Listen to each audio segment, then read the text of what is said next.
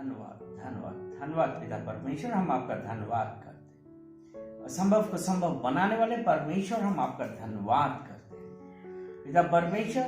सुनने वाले और देखने वाले सब प्रत्येक जन को पिता परमेश्वर हम आपको कमिट करते हैं और कहते हैं पवित्र आत्मा आपकी मर्जी होने पाए। और पिता परमेश्वर अनॉइंट दिस लिप्स, पिता परमेश्वर धन्यवाद करते हैं। सारा आदर महिमा हम आपको देते हैं और पवित्र आत्मा आप इस सभा का, इन वचन का जो आप दे रहे हैं, टेक कंट्रोल यीशु मसीह के नाम से, आमीन। अगर हम लूका की पत्री उसका पहला अध्याय उसका 37 वचन पढ़ें, लूक चैप्टर 1 वर्स 37, ऐसा कहते हैं क्योंकि जो वचन परमेश्वर की ओर से होता है वह प्रभाव रहित नहीं होता। यानी कि परमेश्वर का वचन यह कहता है कि जो वचन परमेश्वर की ओर से होता है वह प्रभाव रहित नहीं होता है। क्योंकि अगर इसी का 36 वचन पढ़ते हैं तो क्या स्वर्गदूत ने क्या कहा था, उस मरियम से क्या कहा था, देख तेरी कुटुंबनी इलिशिबा के भी बुढ़ापे में पुत्र होने वाला है।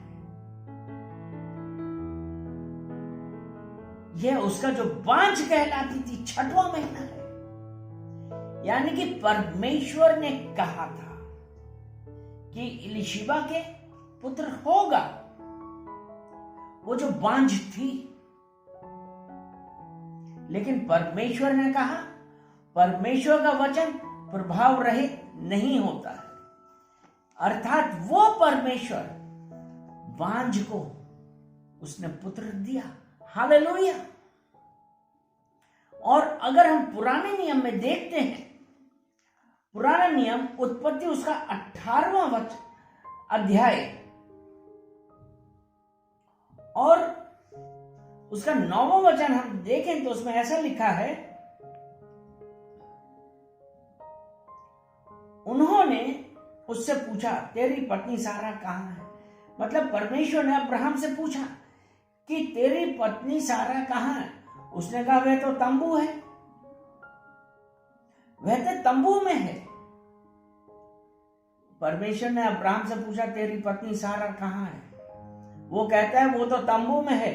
तब उन्होंने कहा मैं बसंत ऋतु में निश्चय तेरे पास फिर आऊंगा और तेरी पत्नी सारा के एक पुत्र उत्पन्न होगा। परमेश्वर ने क्या कहा? परमेश्वर का जो वचन वो प्रभाव रहित नहीं होता है। वो सारा, अगर हम उसी उत्पत्ति 18 उसका 11 वचन पढ़ें तो देखिए उसमें क्या लिखा है।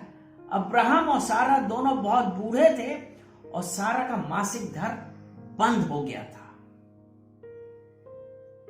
क्या बूढ़े थे और उसका मासिक धर्म बंद हो गया था। और 12वां वचन यह कहता है, इसलिए सारा मन में हंसकर कहने लगी मैं तो बूढ़ी हूं और मेरा पति भी बूढ़ा है, तो क्या मुझे यह सुख होगा? यानी कि वो स्त्री सारा जो बूढ़ी हो गई थी, उसके गर्भ में जीवन नहीं था, लेकिन परमेश्वर ने कहा तू पुत्र जनेगी। पुत्र बसंत ऋतु में निश्चय तेरे पास फिर आऊंगा और तेरी पत्नी सारा के एक पुत्र उत्पन्न होगा। देखिए वचन ने क्या कहा था कि जो वचन परमेश्वर की ओर से होता है वो प्रभाव रहित नहीं होता है। यानी कि इलिशिबा जो बांझ थी, बुढ़ापा था, वो भी प्रेग्नेंट हुई। तब वो स्वर्गदूत ने मरियम से कहा था, मरियम से क्या कहा था?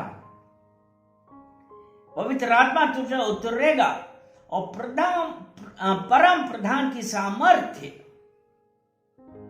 तुझ पर छाया करेगी, इसलिए यह पवित्र जो उत्पन्न होने वाला है परमेश्वर का पुत्र कहलाएगा। परमेश्वर का वचन, वचन परमेश्वर की ओर से होता है, प्रभाव रहित नहीं होता है। ये क्या था कि पवित्र आत्मा तुझ पर उतरेगा, पवित्र आत्मा तुझ पर उतरेगा। यहां पे हमने क्या देखा था? सारा जिसका गर्भ बंद था और वो कितने साल की थी? 90 साल की थी। और तब परमेश्वर जो चीज मर गई है, जिस चीज में कोई जान नहीं है, मेरे प्रियो, जिस प्रकार परमेश्वर ने सारा के वो चीज जो मर गई थी उसमें जान डाल दी और सारा के एक पुत्र उत्पन्न हुआ। क्योंकि परमेश्वर का वचन प्रभाव रहित नहीं होता है।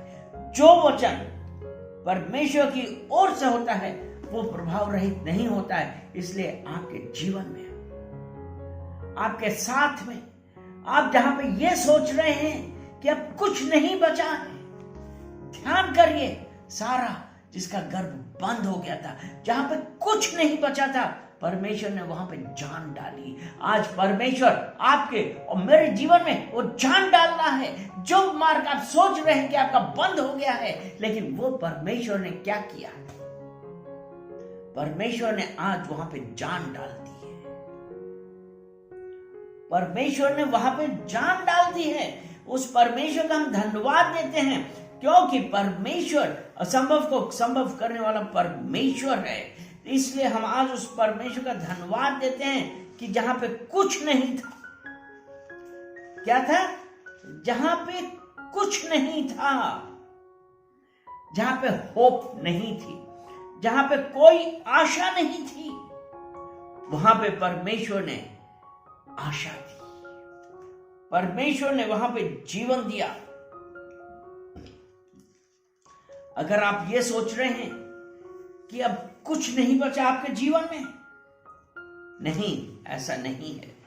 परमेश्वर मृत्यु को भी जीवन देता है। अगर हम यशाया 55 पढ़ते हैं, यशाया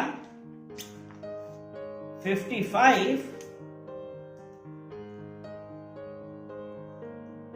और उसका 9 और 10 वचन हम देखेंगे। यशाया 55 उसका 9 और 10 वचन, उसमें ऐसे लिखा है, परमेश्वर कहता है, क्योंकि मेरी और तुम्हारी गति में और मेरे और तुम्हारे सोच विचारों में आकाश और पृथ्वी का अंतर है। जिस प्रकार से वर्षा और हिम, ध्यान दीजिए, जिस प्रकार से वर्षा और हिम आकाश से गिरते हैं और वहां यूं ही लौट नहीं जाते, वरन भूमि पर पड़कर उपज उपजाते हैं, जिससे बोने वाले को बीज और खाने वाले को रोटी मिलती है। परमेश्वर का वचन, परमेश्वर ने कहा कि जो वचन परमेश्वर की ओर से होता है वो प्रभाव रहित नहीं होता है।